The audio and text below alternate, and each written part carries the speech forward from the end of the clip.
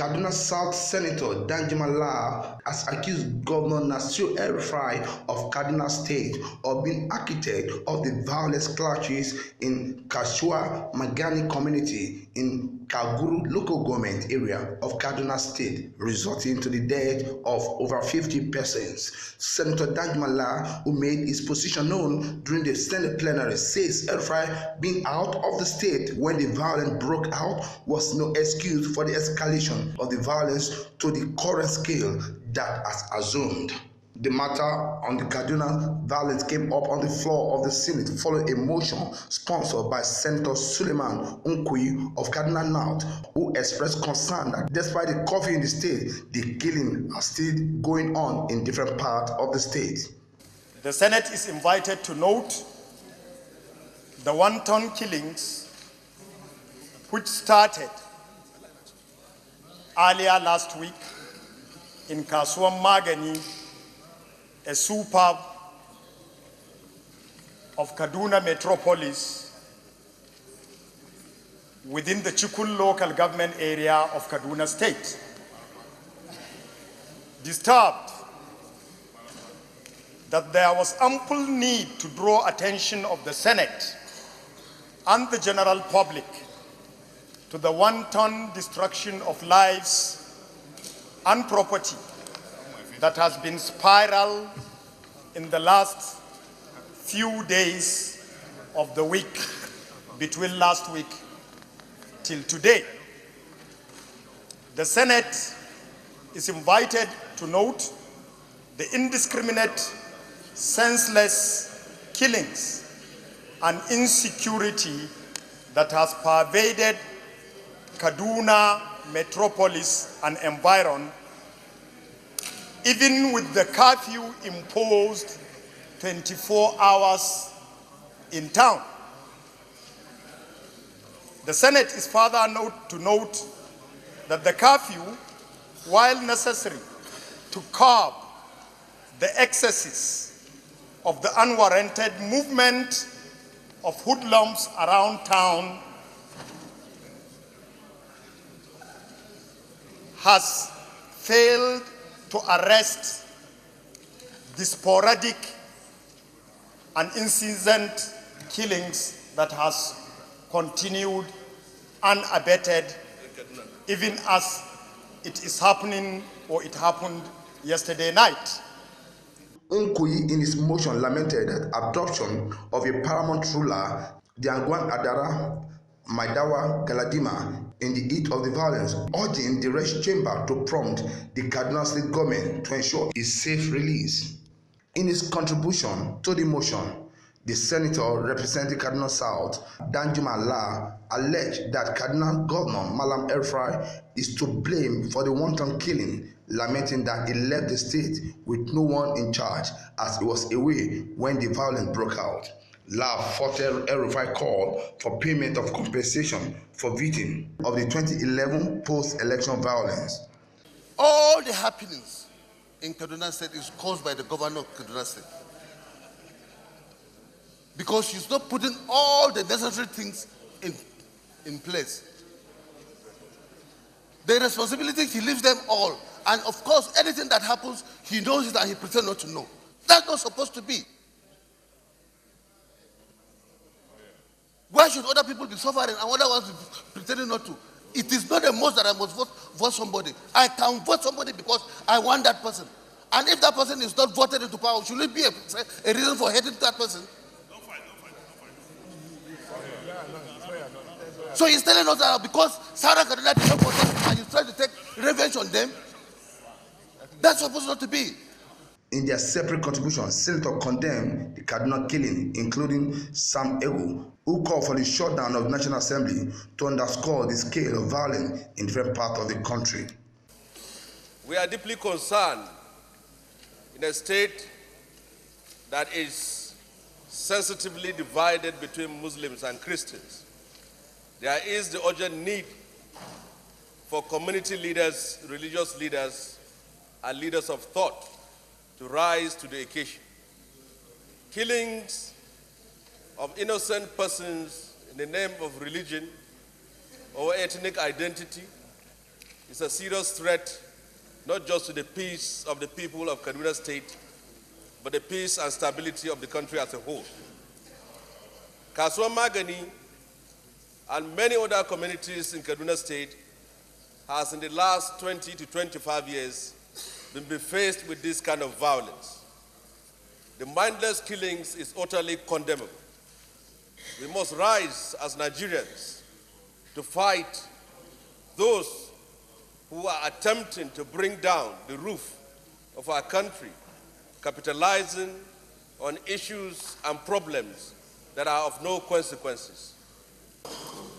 Mr. President, I suggest that we have come to a stage where this Senate should take very serious measures to mitigate this situation.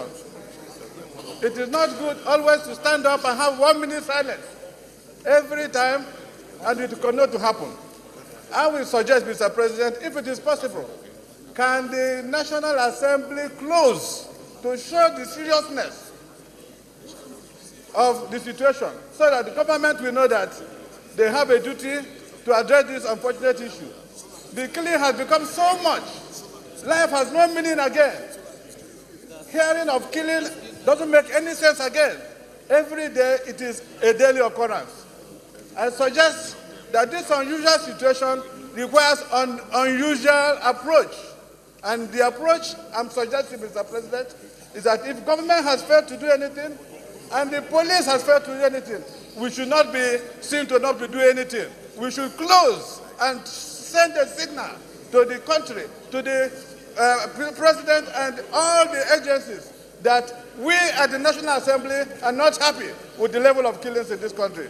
At the end of debate on the motion, the Senate resolved to have relevant committee on security join force to evoke the way of nipping the bud, the incessant killing in the country. Implementation of those recommendations rise or depends again on the leadership at the executive level. Because let's be honest, one of the problems we're having is the lack of cooperation or collaboration in seeing those implementation at the level of the security agencies. So instead of us going round and round as he suggested, I would say that we put together leadership, not only leadership, I think also chairmen of some of those important committees, and have a session with the executive to put forward some of our observations, some of the things that we felt have not happened, because the implementation of those conclusion at those summits, at the end of the day, still will fall down at the head of the executive arm of government. So it's better, instead of going back to the agencies that sometimes you call them, or one or two have not come, we're just going to end up not doing anything. Let us, if we all agree for that, let's seek a session with the executive arm of government to discuss fully some of these are recommendations, observations, and put it at their doorstep. I hope that coming from an arm of government that is as important, a new way approach would be taken. The National Assembly then says plans are on to meet with the federal government to find a way to end the incessant killing in Kaduna and other parts of the country.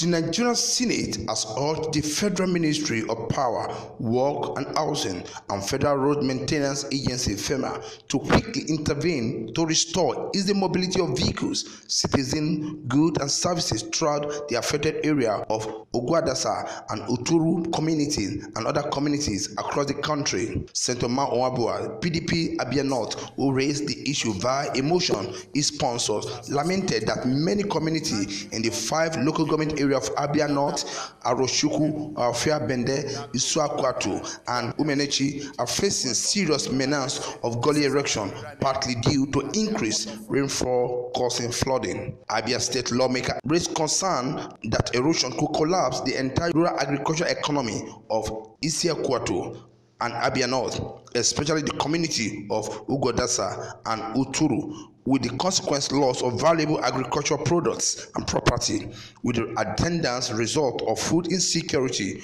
both locally and beyond the state. Other lawmakers who lend their voice to the motion asked Nigerian Ecological Fund and the Nigeria Erosion and Watershed Management Project to urgently collaborate to seek a permanent solution to the endemic gully erosion menace in Siakatu, Uturu, and Ogudasa by the way of funding and construction of a new route that link the community with other areas and surrounding states. States that are within the coastal areas like Delta, Edo, Bayelsa, Cross Rivers, they are equally suffering the same menace. On this note, therefore, I want to suggest that what you suggested in the 7th Senate should come to board.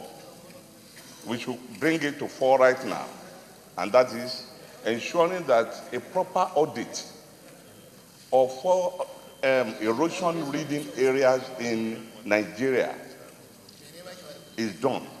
If we are able to do that, then the appropriate agencies will work on that and ensure that we appropriate enough funds for these menace to be mitigated. Urge the Nigerian Ecological Fund, Nigerian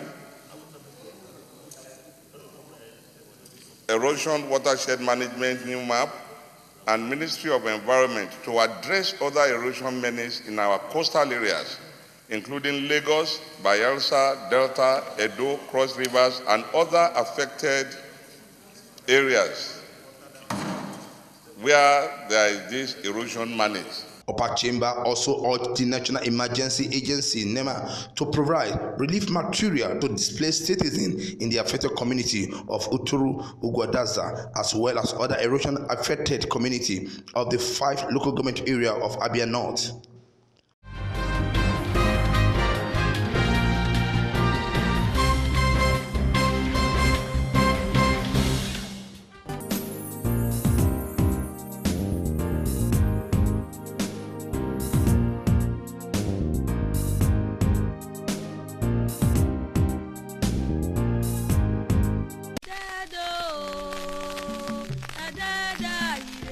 For years, the history of the ancient Benin Kingdom has been told and retold with major emphasis on the skills and experts of the bronze work produced by the ancient craftsmen in Benin. However, the Benin culture is a rich profusion of art and culture, the bronze art being only a chapter in an encyclopedia of history. This is why the Red Book seeks to properly educate the general populace about the complete history of the ancient Benin Kingdom. Saturday, the 20th day of October 2018, the Oba Iwuare Second Foundation, in collaboration with the Benin Traditional Council, played host to eminent Nigerians, captains of industry, diplomats, and dignitaries across the globe to witness the unveiling and the launch of the book, The Benin Monarchy, an anthology of Benin history. The event, which took place at the Palace of the Oba of Benin, was indeed a colorful one. And I am indeed delighted to welcome you to the ancient kingdom of Benin, to welcome everybody, and especially to this great occasion. This, as you may already know, is the first of the events put together to mark the 2nd anniversary of my coronation as the 40th of our Benin. It is a part of the intellectual dimension of the elaborate program of celebrations, which also includes the annual Oba Iridiawa lecture in honor of my late father, which is designed to support the scholarly propagation of Benin history, public administration, and Edo language and culture.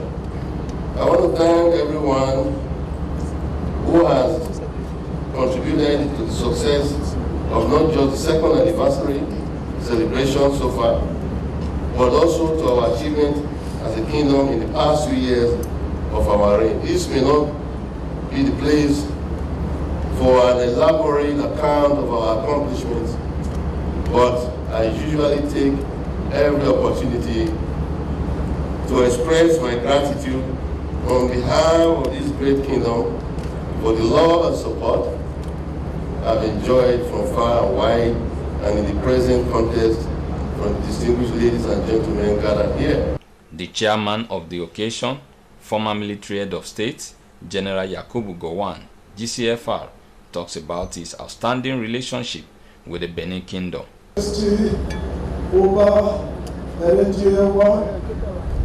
Worked very closely with me as Permanent Secretary, Federal Ministry of Health, and later as Cabinet Secretary in Doden Barracks. In fact,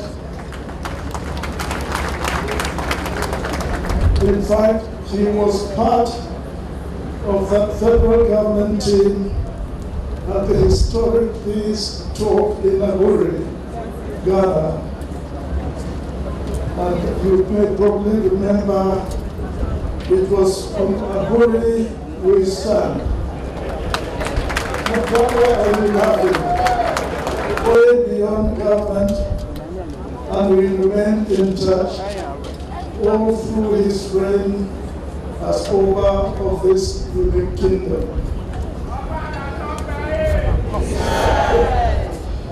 His Majesty Oba Eware II,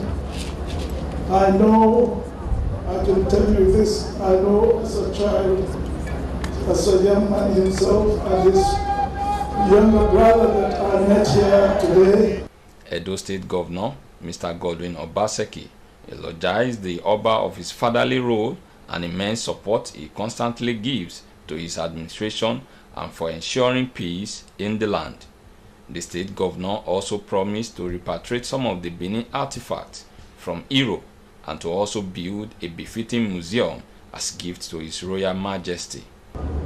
I have learned from His Royal Majesty, our Royal Father Oba Eware II, that the task of achieving the general well-being for our land and our people must be pursued with relentless vigor, uncompromising commitment, and diligence. I feel truly lucky as a governor, having the person of His Royal Majesty guide me. In fact, he, in a sense, helped me set my agenda for governance.